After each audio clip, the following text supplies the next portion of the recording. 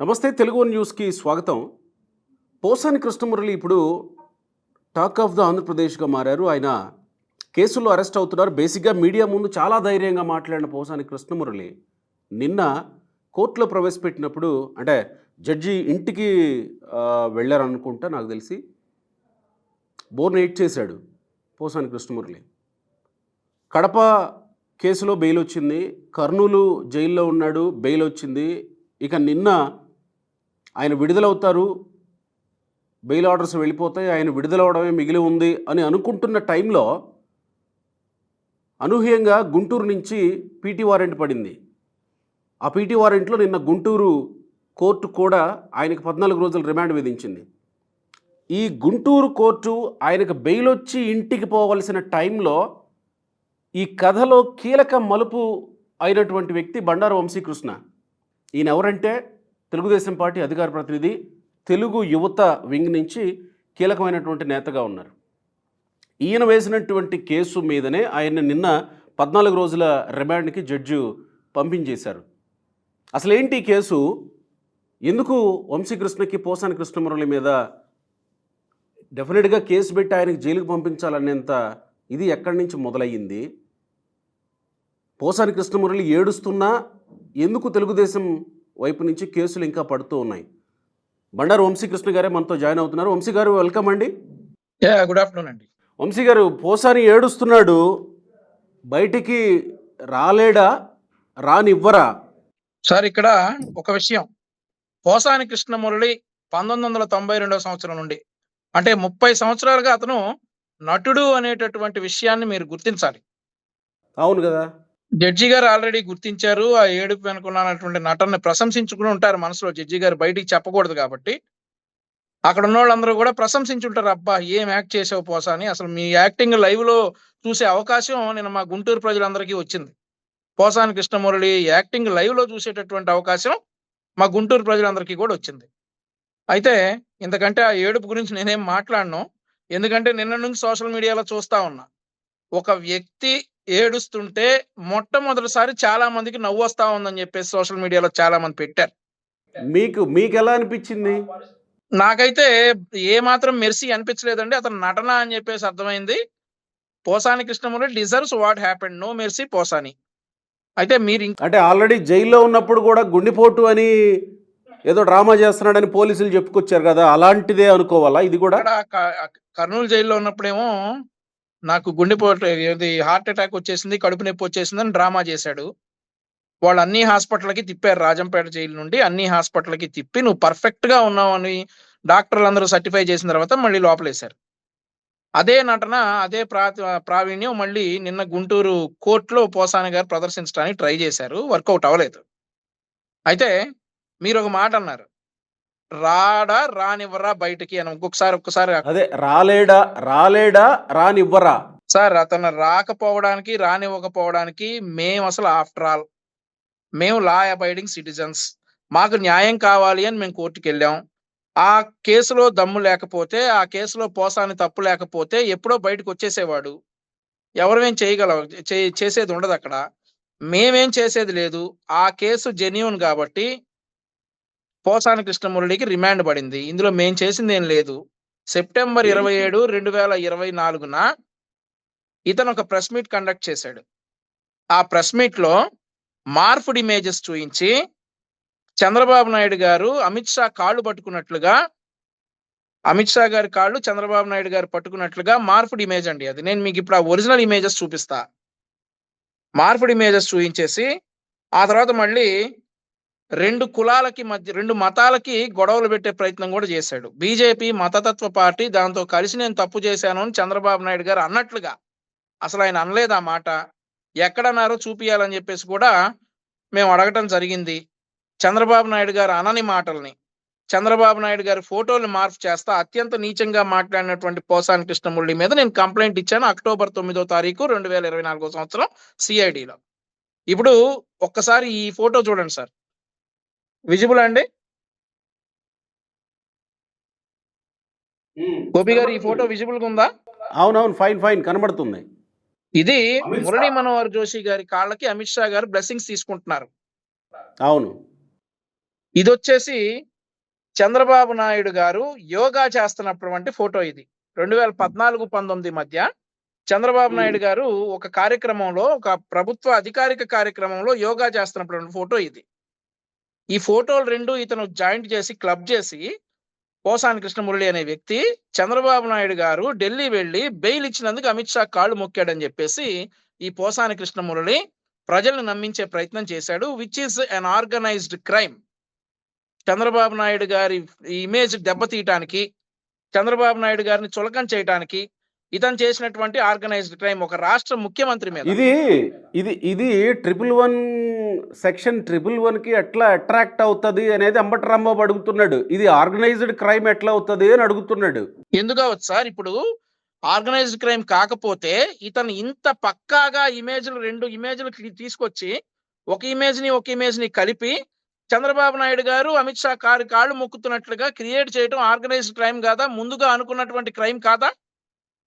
ముందుగా అనుకునే కదా. ఇలా చంద్రబాబు నాయుడు గారి ఫోటోలు చూపిస్తే ఆయన ఇమేజ్ డిఫేమ్ అవుతుంది. ఒక్క నిమిషం, నేను ఆ ఫోటో కూడా వెతుకుతున్నానండి. ఇలా చంద్రబాబు నాయుడు గారి ఫోటో చూపిస్తే ఆయన ఫేమ్ డిఫేమ్ అవుతుంది, అలా చేస్తే అవుతుంది అని చెప్పేసి ముందుగా అనుకుని చేసినటువంటి పని ఇది. చంద్రబాబు నాయుడు గారికి ఈ బీజేపీకి మధ్య గ్యాప్ తీసుకురావాలని నేను ఇలా చేశాను అని చెప్పేసి చంద్రబాబు నాయుడు గారు బీజేపీతో కలిస్తే అతను మతతత్వ పార్టీ కలవను అని చంద్రబాబు నాయుడు గారు అనని మాటల్ని అన్నట్టుగా ఈ పోసాని కృష్ణమురళి చేశాడండి. అట్రాక్ట్ అవుతుంది 111 సెక్షను అని అంటారు. నేను అనుకుంటున్నానండి. అంటే నేను న్యాయ కోవిదుడిని కాదు కాబట్టి, న్యాయ నిపుణుని కాదు కాబట్టి ఇది ఖచ్చితంగా ఆర్గనైజ్డ్ క్రైమ్ అని నేను అనుకున్నాను. బట్ మరి జడ్జి గారు ఏం చెప్పారో కూడా తెలియదు. ఒకసారి ఈ ఫోటో చూడండి సార్. ఈ థంబ్నెయిల్లో ఈ ఫోటో చూడండి. చంద్రబాబు నాయుడు గారు అమిత్ షా గారి కాళ్ళు మొక్కుతున్నట్లుగా పోసాని కృష్ణమురళి చూపిస్తా ఉన్నాడు. సో అది సాక్షిదేగా బ్లూ కనపడుతుందంతా. ఈ ఛానల్ యూట్యూబ్ థంబ్నెయిల్ ఇది. చంద్రబాబు నాయుడు గారు అమిత్ షా గారి కాళ్ళు మొక్కుతున్నట్లుగా చూపిస్తున్నటువంటి ఫోటో. దీని ఏం చేయాలి సార్ మరి?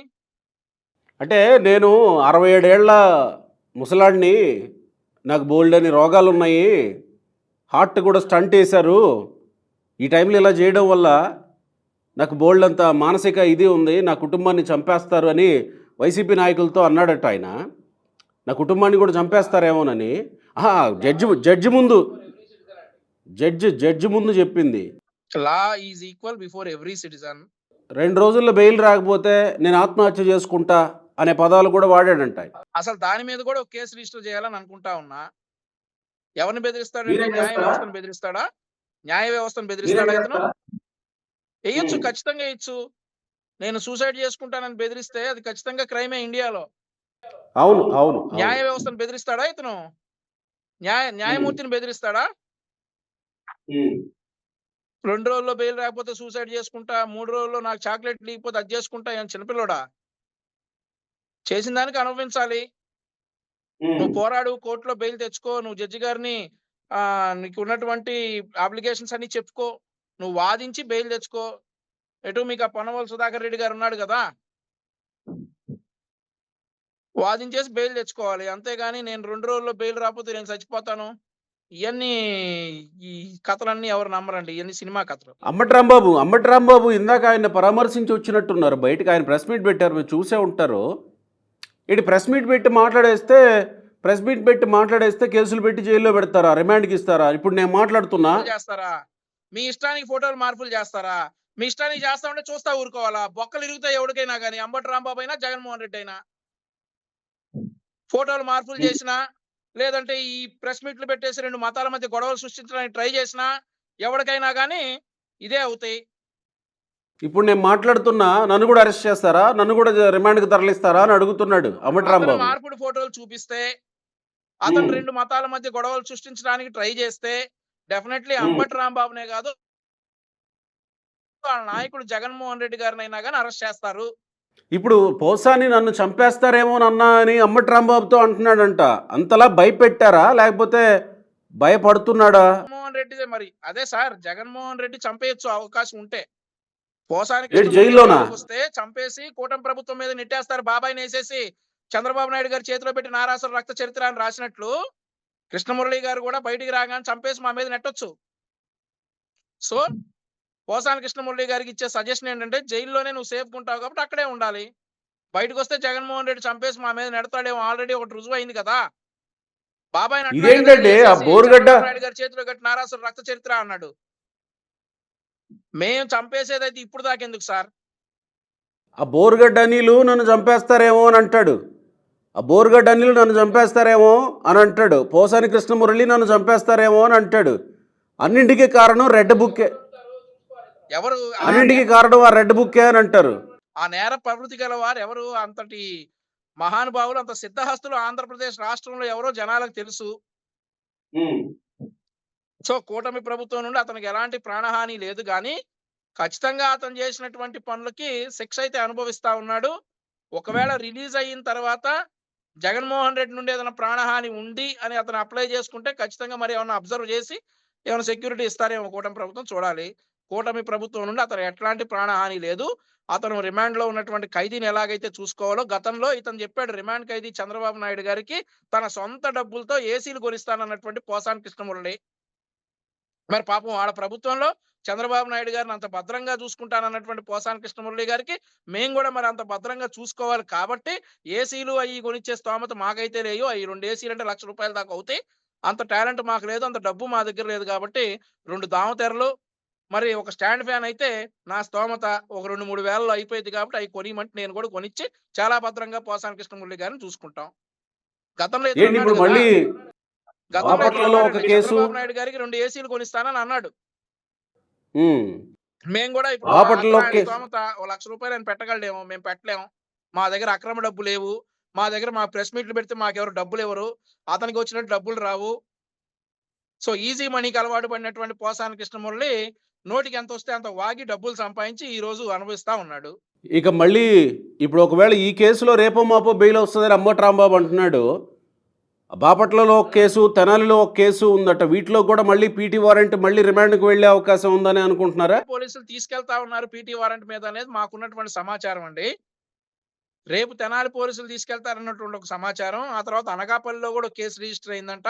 మరి వారు కూడా బయలుదేరినట్లుగా మరి మాకు తెలిసింది. మరి వాస్తవమో కాదో గాని Posani tours and travels Andhra Pradesh మొత్తం, ఉత్తరాంధ్ర, రాయలసీమ, కోస్తాంధ్ర మొత్తం తిరిగేసి స్టేట్ లో ఇప్పుడు చంద్రబాబు నాయుడు గారికి, పవన్ కళ్యాణ్ గారికి, లోకేష్ గారికి ఈ పోసాని కృష్ణమురళి ధన్యవాదాలు తెలపాలి. మొన్న సంక్రాంతికి రోడ్లన్నీ వేసాం. అయ్యే జగన్మోహన్ రెడ్డి రోడ్లు అయితే ఇప్పుడు కర్నూలు నుండి గుంటూరు వచ్చేటప్పటికి పోసాని కృష్ణమురళి మళ్ళీ ఆర్థోపెడిషన్ దగ్గరికి వెళ్లాల్సి వచ్చేది. ఆ పరిస్థితి లేకుండా చక్కగా పోసాని కృష్ణమురళి గారికి రోడ్లేసి ఆయన సాధారణంగా తీసుకొస్తా ఉన్నాం జిల్లాలో ఉన్నటువంటి రాష్ట్రంలో ఉన్నటువంటి అన్ని జిల్లాల జైళ్ళకి. ఇప్పుడు ఒక చిన్న ఇది అంటే పార్టీ పరంగా ఇది అని కాదు కానీ మీరు వ్యక్తిగతంగానే స్పందించవచ్చు దీని మీద. ఇప్పుడు పోసాని ఏమో నాకు రాజకీయాలతో సంబంధం లేదని దండం పెట్టాడా మొన్న ఈ మధ్య కాలంలోనే. నేను ఏ పార్టీకి కాదు, ఈ మధ్యకాలంలో ఏదో ప్రోగ్రామ్ ఒకటి స్టార్ట్ చేసా, దాన్ని కూడా ఆపేస్తాను, నాకు ఇక సంబంధం లేదు, నా పిల్లలు, నా భార్య, నా ఫ్యామిలీ అని దండం పెట్టి వెళ్ళిపోయాడు కదా. మరి ఇప్పుడు వైసీపీ నుంచి ప్రధాన కార్యదర్శిగా ఉన్న ఆయన అడ్వకేట్ ఆయన పేరు పొన్నవోలు సుధాకర్ రెడ్డి, ఆయన కేసు వాదిస్తాడు. అంబటి రాంబాబు వెళ్ళి పరామర్శించి వస్తారు. వీళ్ళంతా ప్రెస్ మీట్లలో పోసాని గురించి మాట్లాడతారు. అంటే ఎట్లా చూడాలి దీన్ని? ఇప్పుడు తప్పించుకోవడానికి పోసాని 100 కబుర్లు చెప్తాడు. నాకు రాజకీయాలు వద్దు, నేను ఇక మాట్లాడను అని. మీరు చూసుకోవచ్చు 2019 నుండి 2024 వరకు తెలుగుదేశం పార్టీ తరపున, జనసేన తరపున పోరాడిన ప్రతి ఒక్కడు స్వాతంత్ర సమరయోధుడే ఆంధ్రప్రదేశ్ రాష్ట్రానికి. మరి మేము భయపడకుండా పోరాడాం. ఒక్క కేసు సిఐడి కేసు ఎప్పుడు పడింది? అక్టోబర్ 9వ తారీఖు కేసు పడగానే అక్టోబర్ 14వ తారీఖు, 15వ తారీఖు ప్రెస్ మీదకి వచ్చేసి నాకు ఇక రాజకీయాలు వద్దు, నేను మాట్లాడను అంటే అవన్నీ కుదరవు కదా. ఇప్పుడు అరెస్ట్ చేశారు, ఒక్కొక్కళ్ళు వస్తా ఉన్నారు. పోసాని కృష్ణమురళి వస్తున్నాడు, ఆ తర్వాత ఈ పొన్నవోలు సుధాకర్ రెడ్డి వస్తా ఉన్నాడు. జగన్మోహన్ రెడ్డి గారు పోసాని కృష్ణమురళి గారి భార్యకు ఫోన్ చేసి పరామర్శిస్తాడు. అవన్నీ జరుగుతాయి. నాకు ఇంకొక డౌట్ ఉందండి. పోసాని కృష్ణమురళి అనే అతనికి ఫోన్ చేశాడు, బానే ఉంది. మరి బోరుగడ్డ అనిల్ కుటుంబానికి జగన్మోహన్ రెడ్డి ఎందుకు ఫోన్ చేయలేదో అర్థం కాల. ఇంకా పోసాని అంటే వాళ్ళ పార్టీలో ఉండాడు, ఇప్పుడు బయటికి పోయాడు. అనిల్ అసలు వాళ్ళ పార్టీ కాదంటున్నారుగా. ఎవరు కాదన్నారండి? అసలు నేను వైసీపీ కార్యకర్తని, జగన్మోహన్ రెడ్డి అభిమానిని, జగన్మోహన్ రెడ్డి నాకు దేవుడు, జగన్మోహన్ రెడ్డి నాకు తండ్రి లాంటోడు, నాకు తండ్రి లేడు, జగన్మోహన్ రెడ్డి చూసుకోవాలని చెప్తా ఉన్నాడు. అవును. మరి ఇప్పుడు అతను ఎందుకు పరామర్శించాల? దళితుడేనా? ఎందుకు పరామర్శించలేదండి బోరుగడ్డ అనిల్ని? అంతకంటే దరిద్రంగా మాట్లాడినటువంటి వల్లభనేని వంశీని పరామర్శిస్తావు. ఈ ఇంకో సో కాల్డ్ పిన్నెల్లి రామకృష్ణారెడ్డిని పరామర్శిస్తావు. పోసాని కృష్ణమురళి భార్యను పరామర్శిస్తావు. బోరుగడ్డ అనిల్ ఏం పాపం చేశాడు? మరి ఆడికి అర్థమవుతుందో లేదో బోరుగడ్డ అనిల్ అనేవాడికి, వర్ర రవీంద్రారెడ్డి అనేవాడికి. నందిగం సురేష్కి 6 నెలల్లో ఏం బెయిల్ ఎవడు రాలేదు. పరామర్శించాడు? పరామర్శించాడు, బెయిల్ రాలేదు. మిగతా వాళ్ళందరికీ బెయిల్ వచ్చేసాయి, ముందస్తు బెయిల్ వచ్చాయి. బెయిల్ వచ్చి బయట ఉన్నాడు కదండి. అదే అంటున్నా, 6 నెలల వరకు బెయిల్ రాలేదు కదా. అవును, అవును. ఆయన దళితుడే. ఇతని రాజకీయ కుయుక్తులు అన్ని కూడా ఇక్కడ తెలిసిపోతా ఉన్నాయి. సో పోసాని కృష్ణమురళి కూడా అతనికి నో మెర్సీ అండి. మాకే కాదు ఎవరికి కూడా పోసాని గతంలో చేసిన వ్యాఖ్యలు చూస్తా ఉంటే నిన్న రోజా గారు ఏదో ఒక సందర్భంలో ఏడిశారంట. దానికి రోజా గారికి పోసాని కృష్ణమురళి క్లాస్ తీసుకుంటున్నాడు. ఎందుకు ఏడుస్తావు, పోరాడు అని. మరి ఈడు ఎందుకు ఏడ్చాడు నిన్న? రోజా గారు ఒకానొక సందర్భంలో ఏదో ప్రెస్ మీట్ లో ఏడ్చారట. ఏడ్చినందుకు మనవాడు సాక్షి టీవీలోకి వచ్చేసి ఎందుకు ఏడుస్తావు, పోరాడు, నీ వెనకాల మేమందరం ఉన్నాం, చేద్దాం, చించుదాం, పొడుద్దాం అన్నాడు. మరి ఈడు ఎందుకు ఏడ్చాడు నిన్న? ఏడ్చేసి నాకు ప్రాణహాని ఉంది అని ఈ నటనంతా కూడా సినిమాల్లో చూపించాడు కాబట్టి 92 నుంచి మంచి యాక్టర్ గా ఉన్నాడు. జడ్జి గారు ప్రశంసించుకుని ఉంటారు మనసులో, బయటకు చెప్పకూడదు కానీ. అలా ఉంది మన పోసాని కృష్ణమురళి గారి నటన నిన్న. మరి ఇప్పుడు విజయసాయి రెడ్డి కూడా నాకు రాజకీయాలతో సంబంధం లేదని పక్కకు పోతున్నాడు కదా. విజయసాయి రెడ్డికి కొడాలి నాని సైలెంట్గా ఉన్నాడు. కొడాలి నానికి అంటే వీళ్ళందరికీ నోటీసులు అయితే వెళ్ళాయి, వీళ్ళకి కూడా తప్పదా మరి? సార్ ఇప్పుడు నేను గతంలో చాలా సందర్భాల్లో చెప్పా, ఏదైనా ఉపద్రవాలు, భూకంపాలు, తుఫాన్లు, సునామీ లాంటివి వస్తే కుక్కలకి ముందు తెలుసుద్ది. కుక్కలకు ముందు తెలిసి కుక్కలు సేఫ్ ప్లేస్కి వెళ్తాయి. సో ఈ విజయసాయి రెడ్డికి కూడా వైసీపీకి వస్తున్నటువంటి ఉపద్రవం ముందుగా తెలిసి తప్పుకున్నాడు తెలివిగా.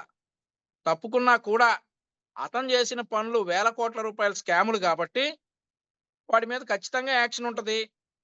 అతను వైసీపీలో ఉన్నా లేకపోయినా, లేదంటే ఏదన్నా వేరే పార్టీలో జాయిన్ అయినా కానీ మరి జరగాల్సిన చట్టం తన పని తాను చేసుకుపోయిద్ది అనేటువంటి మాట మేము చెప్పగలం. అంటే మీరు అసలైన వాళ్ళని వదిలేసి ఏదో ఇలాంటి పోసాని, బోరుగడ్డ, వర్ర రవీంద్రారెడ్డి, సరే డెఫినెట్గా వీళ్ళు నేరం చేసి వాళ్ళు ఖచ్చితంగా శిక్ష పడాలని ప్రజలు కూడా కోరుకున్నటువంటి వాళ్ళు, అందులో డౌట్ లేదు. కానీ పెద్ద తలకాయలను వదిలేసి ఇలాంటి చిన్న చిన్న వాళ్ళ మీద పడ్డారనే ఒక ఆరోపణ ఉంది మీ కూటమి ప్రభుత్వం మీద, వంశీ గారు. అన్ని తలకాయలు వస్తాయి సార్, అన్ని తలకాయలు సరైన సాక్ష్యాధారాలతో వస్తాయి. కానీ ఎవడైతే రాకుండా తప్పించుకునే ప్రయత్నాల్లో వాళ్ళు సక్సెస్ అవుతున్నారని ఒక చర్చ ఉంది సమాజంలో. మీ దాకా వచ్చిందో లేదో? అదేమీ లేదు, అన్ని తలకాయలు సాక్ష్యాధారాలతో సహా వస్తాయి. మేము మళ్ళీ చెప్తా ఉన్నాం, ఎవడైతే అన్యాయాల అక్రమాలు చేశాడో, ఎవడైతే చట్టవిరుద్ధంగా ప్రవర్తించాడో వాళ్ళందరూ శిక్షార్హులు. కూటమి ప్రభుత్వంలో ఖచ్చితంగా వాళ్ళందరికీ శిక్షలు పడతాయి.